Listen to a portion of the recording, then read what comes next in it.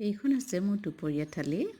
ইয়াতে আছে chicken dry fry, ল'ৰাৰ পচন্দ, ইহঁতে এনেকৈয়ে ভাল পায়, ইহঁতৰ পচন্দ মতে বনাই দিছোঁ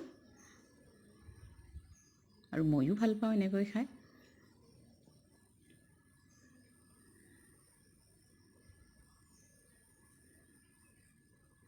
খাবলৈ খুবেই সোৱাদ লগা আছিলে।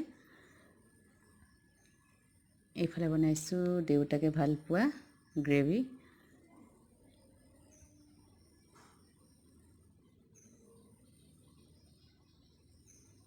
তেখেতে এনেকৈ ভাল পায়, তেখেতৰ পচন্দ মতে বনাই দিছোঁ।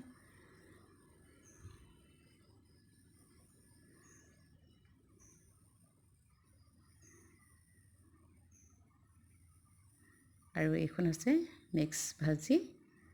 ইয়াতে আছে দাংবডি, ভেন্দি, আলু আৰু এইখন হৈছে বিলাহী পিটিকা। খাবলৈ বেলেগেই সোৱাদ লগা আছিলে। এইখনে আজি দুপৰীয়া থালিখন।